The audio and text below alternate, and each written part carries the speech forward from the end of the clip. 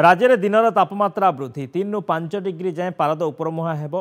तेबे विशेषकर आभ्यंतरीण ओडिशा रे ताती वृद्धि पाइब पूर्वानुमान करिछि आंचलिक पाणीपाग केन्द्र।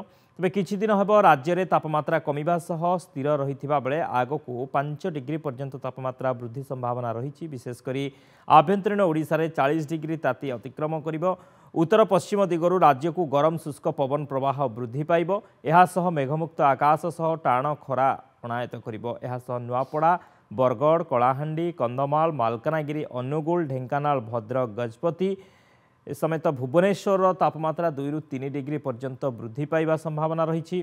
ताती नहीं लोकंक मध्यरे सचेतनता सृष्टि करने सह रोगी शिशु वयस्क लोकंक स्वास्थ्य उपरे नजर रखा निर्देश दिया जाइछि। से भली खरा वृद्धि समय दिन 11 ରୁ अपराह्न 3:30 पर्यंत जत्नर सह बाहर को जीवाकू परामर्श दिया जाइछि। श्रमिक माने अलर्ट रे थिबा जिल्ला गुड़िकरे 11 ରୁ 3:30 पर्यंत काम बंद करने निर्देश दिया जाइछि।